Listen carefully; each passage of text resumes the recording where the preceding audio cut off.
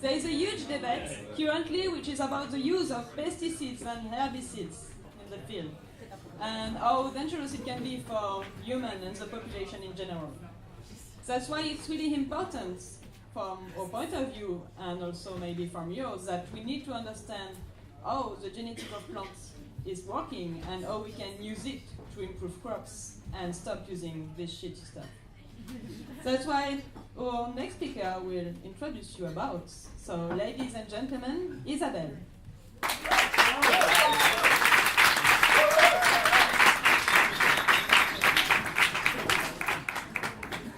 Thanks, Clementine. Yeah, so, I don't know, I've never spoken with anything like this, so I try. Closer? Yeah. So, you can hear me? That's really close. Okay, so yeah, I'm a plant scientist. I work on plant diseases. So plants can get sick, and we heard about this during Maria's talk about the dark force and the friendly force. So you heard that plants get sick because they get infections. They get infections just like we do, by viruses, by bacteria, and by fungi.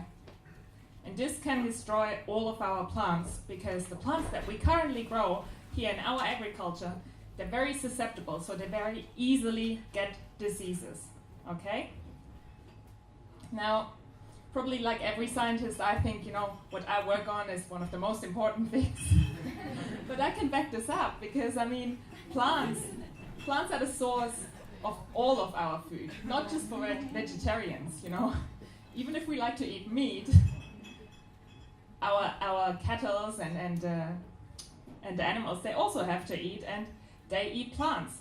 So we really have to fight against plant diseases because they destroy our food. And today I'm going to give you 4 examples on how we are already fighting against plant diseases.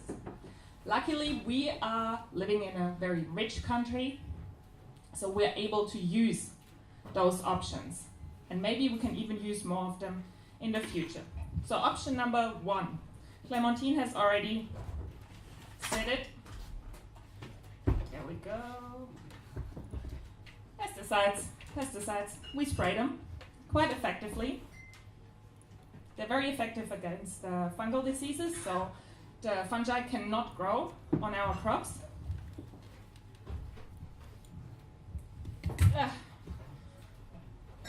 Pesticides are toxic. You got it, right? Pesticides are toxic. They're toxic at high concentrations, just like about everything else.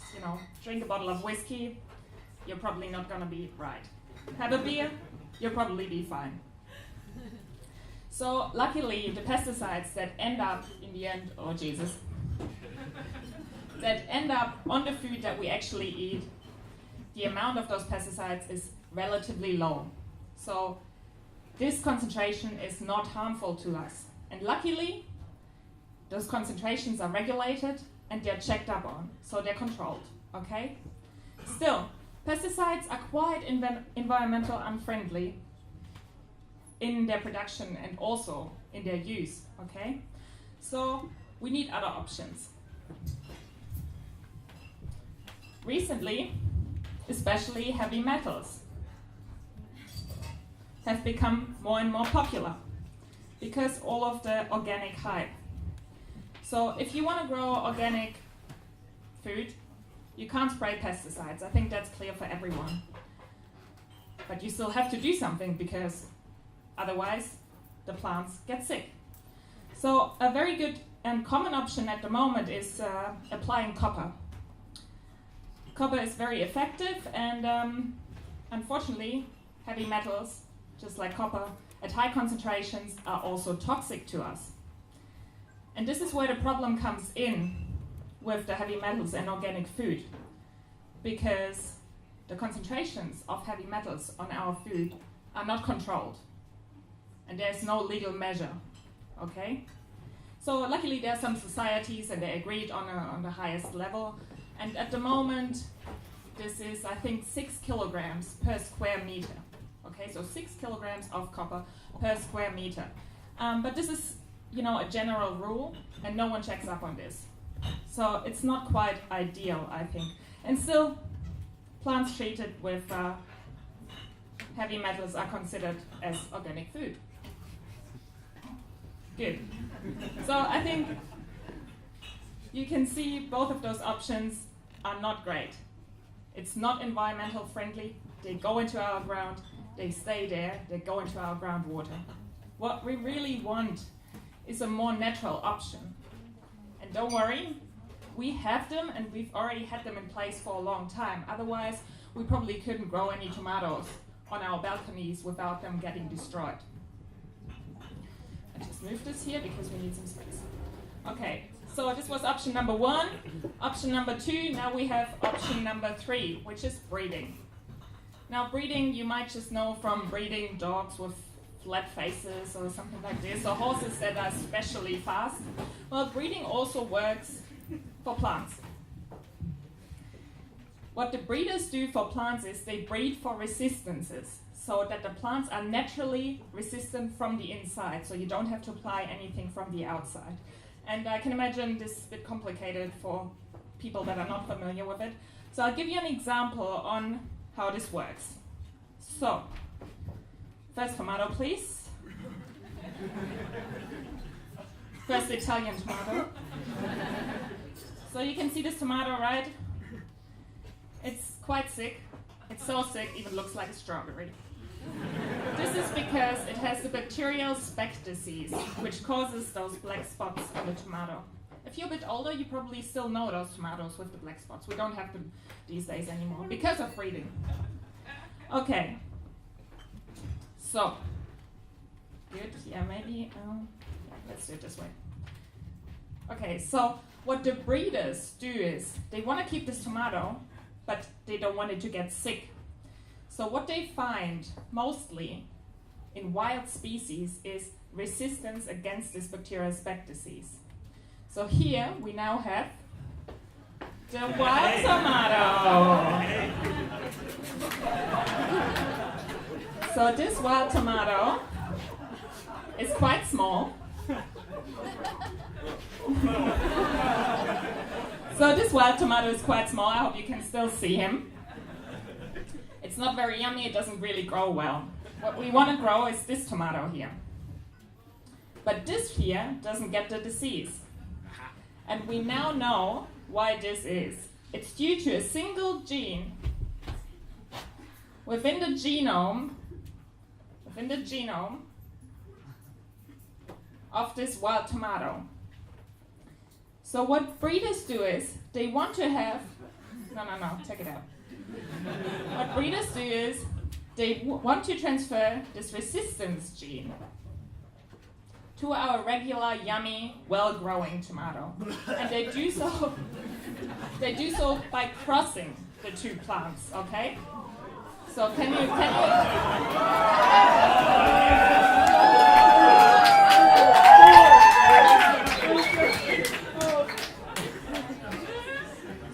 This is how I imagine Italian sex.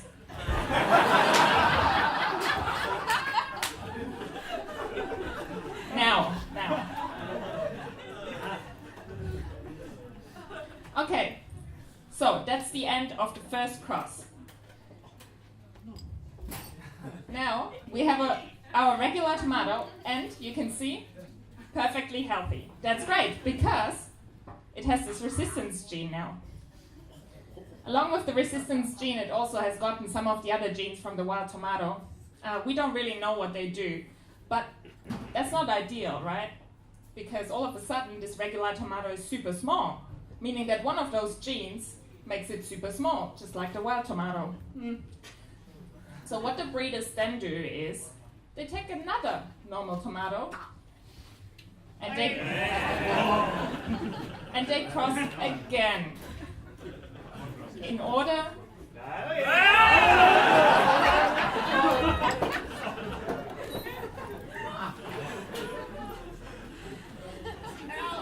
You've seen, this is German, Italian, it's not quite as wild.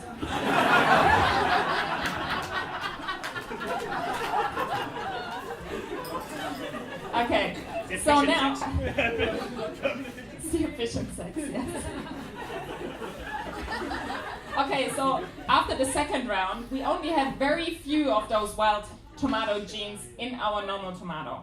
And that is what the breeders want. They really want a mostly normal tomato with this one resistance gene. Okay? Do you get it? Okay. I think they got it. Maybe you can give me a bit more space here now. Thanks. So I think you got it now, right? So what the breeders do is they kind of genetically modify this regular tomato in order to make it resistant.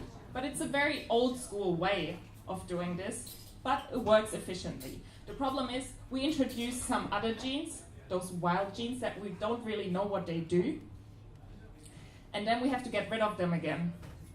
So those crossing rounds actually happen like 4 to 8 times depending on what crop. And that just takes a very, very long time. Can take up to 10 years or even 20 years for grape wine. So it's not a very efficient way. So what can we do? Now, there's modern genetic modification, okay? I think most of you heard about it, probably nothing good about it, but I'll explain to you how we can use this technique here. So like every technique, right? There are always, good ways and also some dangers coming along with it, just like the internet. You can spread viruses and stuff like this, different viruses, not the plant viruses. But we all still don't want to miss it. And I think what I explain to you now is how this technology can be of use for us in terms of resistance of plants. So essentially, using modern gene technology, also known as biotechnology, we have the same starting material, but what we then do is we simply transfer this one resistance gene from our wild tomato to our resistant tomato, making it immediately, we have to work on this, making it immediately healthy. So in just one step, okay? And we don't transfer any of the other genes that we don't know what they do into our normal tomato. Okay, so this is just a very simple example on how this technology can be of use for us, because it works just in a way more efficient way than breeding. And also, of course, this tomato here does not get sprayed with any pesticides or heavy metals, which makes it actually a really organic plant, right? So genetic modification and organic agriculture can very well work together. So for us, that simply means if we use this technology in the future, maybe, then we can actually really grow plants without spraying them with any potentially toxic substances, which is great for us, right? But like I said, we still have those options. Now in other countries that, in the producing countries, they might not have so much money, they don't protect themselves against pesticide spraying when they spray them on the field. So for them, using this technology can actually mean much more than for us, because it will have a huge influence on their economy and also on the hunger of the people, right? So that's basically what I wanted to tell you. Thanks, guys.